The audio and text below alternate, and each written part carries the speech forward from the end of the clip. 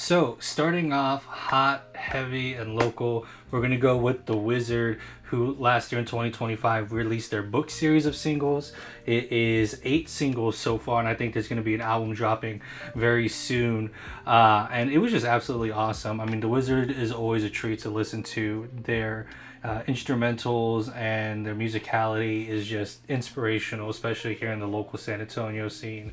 So yeah, I really enjoyed those singles. Now, if you know me, this may not be surprising, but if you don't know me, this is might surprise you. But actually, Pink Panthers' album "Fancy That" last year was one that I had in my pretty constant rotation.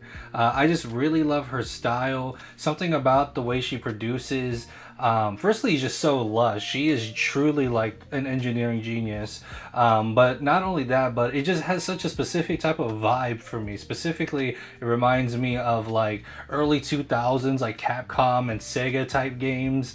And I don't know, I just really like the vibe, and it's fun and it's dancey and it's catchy. And the number one thing I really respect about Pink Panthers is her songwriting. Specifically, she writes like 2 to 2.5 minute songs, maybe 3 minute songs if she's really wanting to push it. But she really values the efficiency in her songs, which is something as a songwriter myself I also do. So it's just really it was cool to see someone on my same wavelength, but of course in a totally different genre. And so yeah, I really enjoyed that record. Lady Gaga dropped a pretty cool album this year with Mayhem. To be honest, I really like a lot of the songs, but specifically I really like Killa, which features Gesaffelstein. Excuse me, I'm probably pronouncing that horribly wrong, but that's just such a really great song. I don't know, it's groovy. It has a nice little like upbeat kind of bridge that gets my blood pumping a little bit. I just think it's a really fun, cool song. And I also like the video of them playing it, I think on Saturday Night Live. It was really cool. For all the bad things that happened in 2025, at least Ethel Cain released 2 albums this year. One being Perverts and the other being the Willow B. Tucker I'll Always Love You. Now, here's the thing, and I know this might be upsetting. I've listened to Perverts and I love it. I think it's a great, really dissonant record. I have not listened to, Willow B. Tucker I'll Always Love You. I don't know how this seemed to escape my radar, but as soon as I heard the news, I was delighted, and I'm sure it's great. I'm a huge fan of Ethel Cain. She herself makes some pretty cool YouTube videos, so I do highly recommend checking her out. And yeah, she's just really cool. Going back to the local scene a bit, I want to talk about one of my favorite local bands, which is Battle Joy. And last year they released their record Body, which is just the kind of noisiest, filthiest rock and roll sludge fest that you can possibly imagine. It's glorious, it's noisy, and it's a lot of fun to listen to. So I highly recommend it. Another great local band. And finally, before we move on to the next category, of course, I have to plug my album as well with Bitter Critter. We put out our album Greatest Hits late last year. We barely made it in 2025, but I think it's a pretty fucking awesome collection of garage rock and roll songs I highly recommend, so go ahead and give it a listen. But anyways, as far as movies are concerned, there are so many movies that I didn't see last year that I wanted to, but I still got a chance to see some. The first one I want to talk about is actually The Naked Gun. I went out with some friends to Flick's Brew House in San Antonio. It was really expensive, but it was a lovely experience. And the movie is just so funny. At least to me, I just really like that kind of goofy, silly, deadpan-ish kind of humor. And I think Liam Neeson, you just feel Leslie Nielsen's shoes so well in that film. And so, yeah, I mean, I really enjoyed it. But it just depends on the kind of comedy you're into. I watched it with my sister, and she would just like looking at me with judgmental eyes the whole time, but me and my friends who went to go see it loved it. So yeah, I say it's a great time. It's an amazing comedy. Next one I want to talk about is One Battle After Another. I actually saw this one a little later last year, around November-ish, I think, and I just was really blown away with it from beginning to end. I honestly think it embodies everything that a modern like action blockbuster should be. I like the tight pacing and fast movement. Okay, we're moving on to the next thing, next new idea. It constantly keeps you at the edge of your seat, which is particularly good for people like me who maybe scroll a little bit too much on TikTok. And so having a movie that gives you so much stimulation is really fun and rewarding actually to watch. And there's just a lot of just really iconic and fun moments in the film. And one I want to talk about that really affected me when I watched it was the scene when they were running across the rooftops before Leonardo DiCaprio falls. Spoiler, slight spoiler. And just the way that was filmed, it was just so like beautiful. I don't know, it made me feel the same way like I was looking at like horses in a field running a distance. It's cinematic. I loved it. Chainsaw Man, Reze Arc. Now, I haven't read Chainsaw Man. I've seen the anime, and I've liked the original 12 seasons. I thought it was cool. The animation is nice and everything, but it never really grabbed me. And so when I was going to see this film, I wasn't entirely sure what to really think or expect, but I have to say, it completely blew everything I could have possibly hoped for it to be, like those expectations, out of the water. It's just so well animated. The music is amazing. The story is heartfelt and tragic. It's all done so well, and you can just feel the blood, sweat, and passionate tears behind every single person who worked on it. It just touches your heart in a way that I think a lot of shonen manga just straight up can't. It was spectacular. I highly recommend watching it.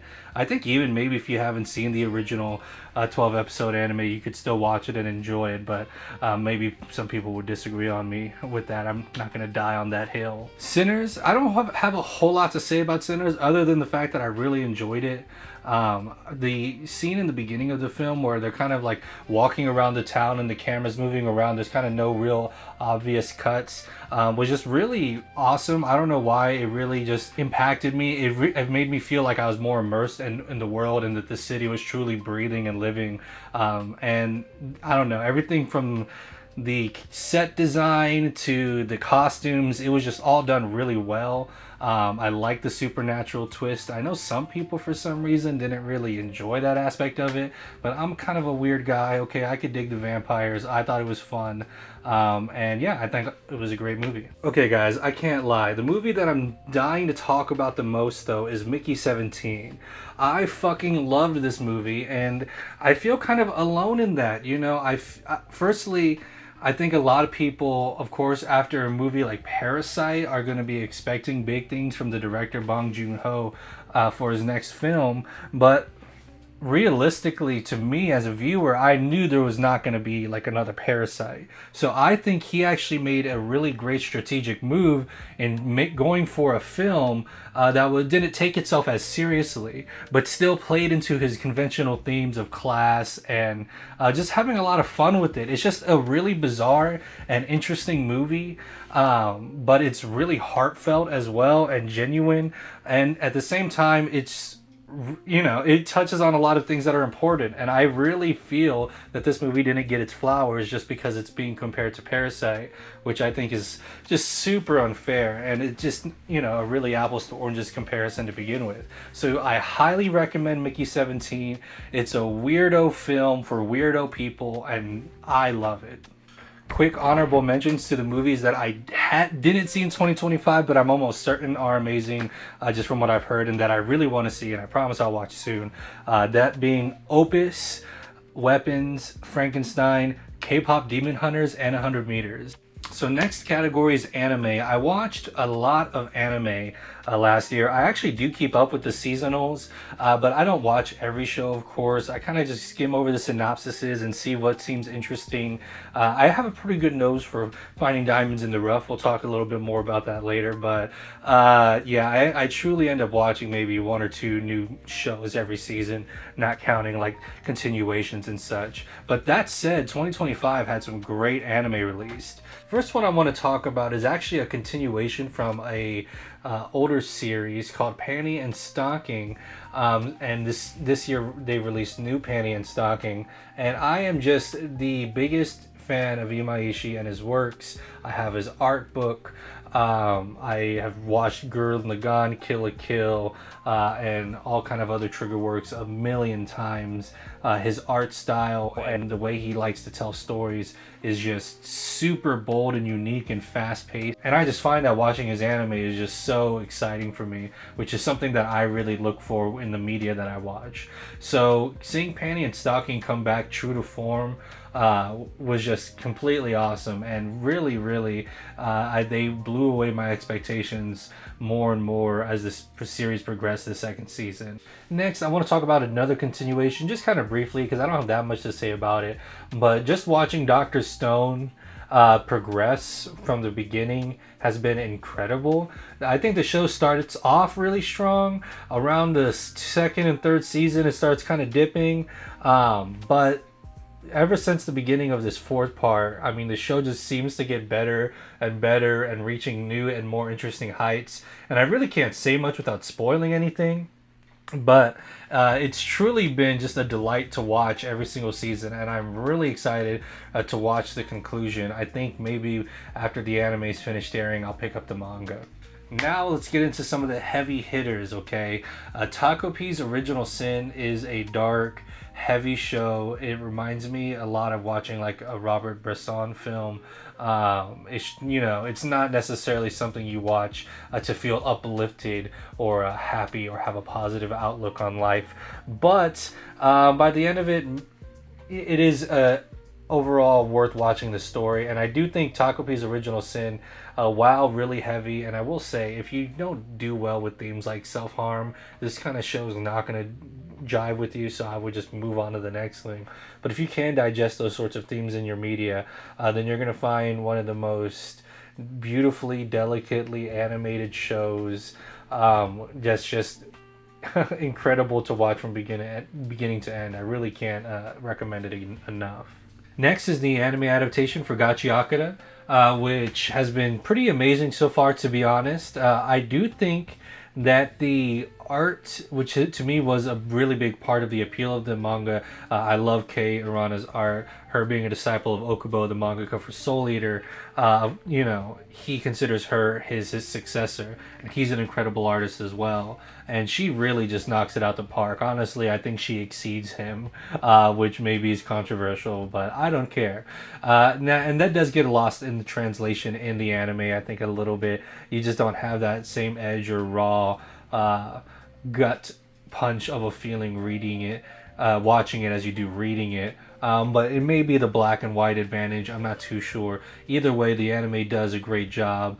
The music is really cool, and I really do recommend it.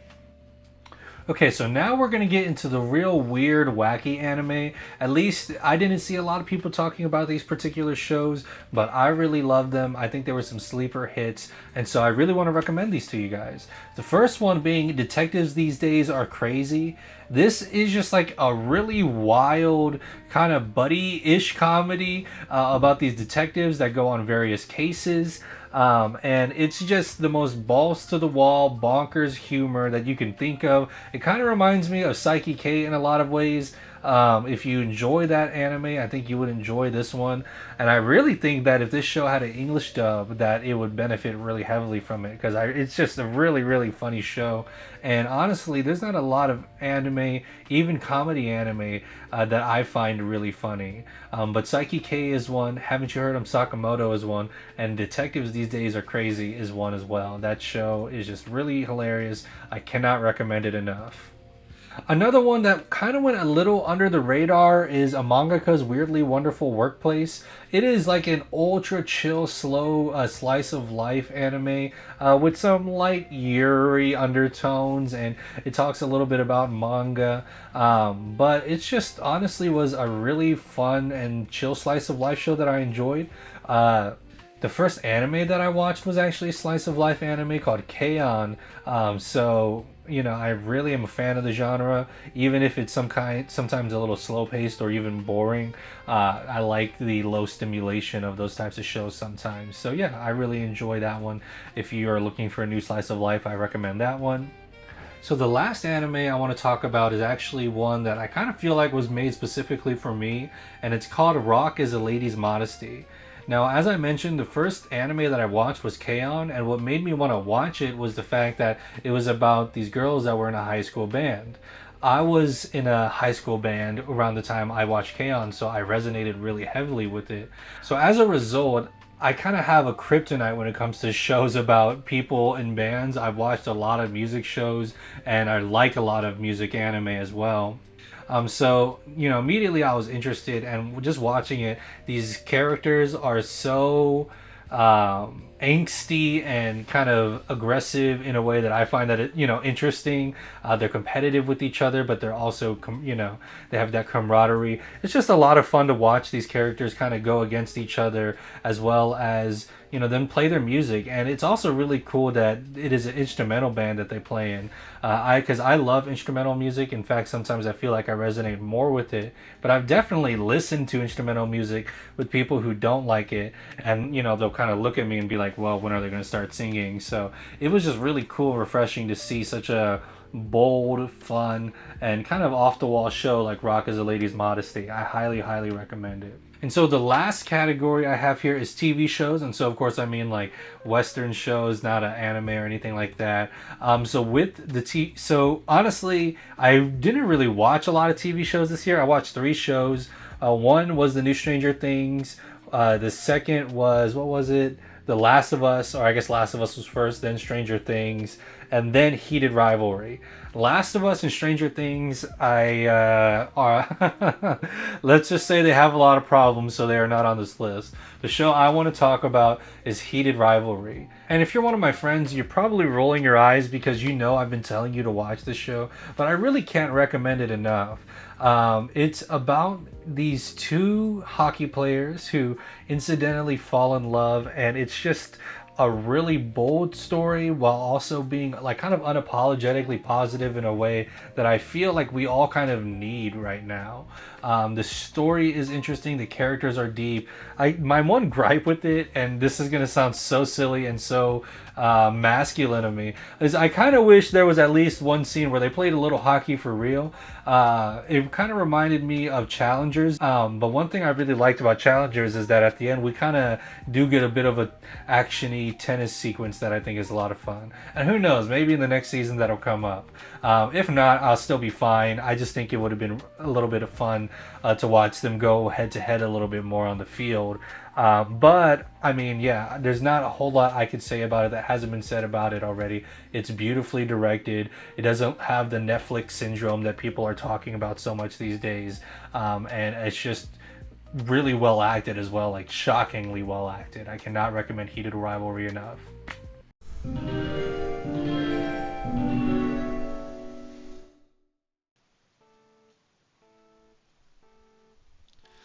What's up, guys? Thank you so much for watching the video. I really do appreciate it. This was my first YouTube video. Well, I guess when I was a kid, I used to make some. Maybe I'll talk about that in another video. But as a real adult, it's my first YouTube video. So it took a lot longer than I thought it was supposed to be or gonna take. I had planned to actually have the video out in January, but life happened, and so it took a little while longer. But I'm really glad I got it out. I learned a lot, and definitely the next one I make should be easier. So I look forward to it. So hopefully you guys can also look forward to those future videos. I plan to have one out soon, kind of talking about just the album, for Bitter Critter, and what I was thinking, and kind of the story behind it. So yeah, let me know if you guys are interested in that. You can always follow me on my Instagram at your favorite fisherman. I thought this would look cool as an ending, and I think I'm right, but it is really hard to play Tetris and talk at the same time. I swear I'm way better than this normally. Also, OBS is just so much for my piece of shit computer to handle, so it is making it lag a bit, which does not help. But anyways, thank you guys all so much for watching. I hope to see you in the next one, and be safe and have a good day.